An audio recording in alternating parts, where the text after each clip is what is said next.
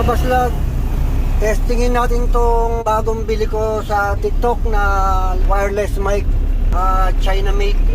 Guys, itong wireless mic na binili ko sa TikTok, wala siyang tatak na nakalagay lang mga Chinese na words nakalagay doon, pero hindi ko alam kung ano ibig sabihin ng yung basta China made ito.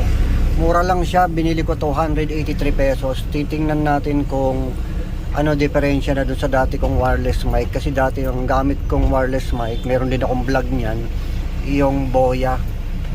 Kasi ngayon wala akong ginagamit na mic kaya minsan mahina yung boses natin, nagrereklamo yung ibang mga viewers natin, ang hina ng audio. So ngayon gamitin natin to, malaking bagay to kasi maririnig na yung ating boses. Testingin natin ngayon to kung okay ba siya, wala bang problema, ano ang pagkakaiba niya yung dati kong microphone. Ano nga ako ng camera? Ano na to? Ha? Go na to? Oo.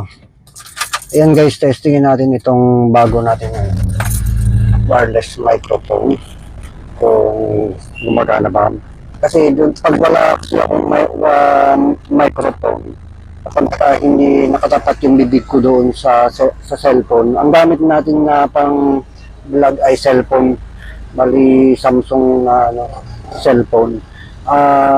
Pagka hindi ako gumagamit ng microphone at hindi nakatapat yung bibig ko doon sa pinaka mouthpiece ng ating cellphone, pagka pinakinggan mo, nawawala yung boses or sobrang hina ng boses, kaya minsan hindi talaga naririnig.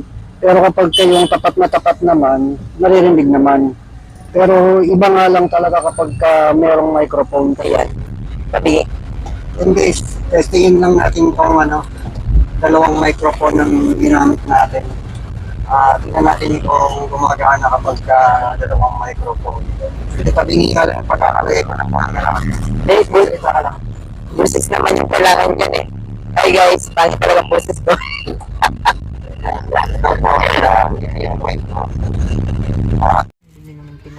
Ito guys yung yung binili ko na bagong mic. So nabudol tayo dito walang kwenta. Mangyayari ito, itatapon ko na lang ito.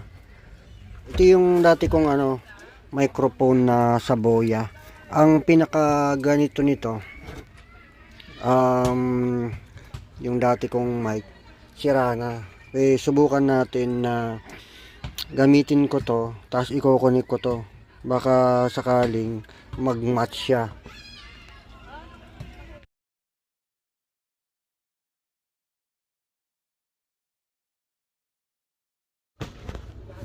At ayan na nga guys, so sa madaling salita, ang ginawa nating pag-testing dun sa bago natin na wireless mic ay palpak. Hindi natin napakinabangan, kaya siguro advice ko sa inyo, huwag kayong bumili ng ganitong mic. Walang tatak.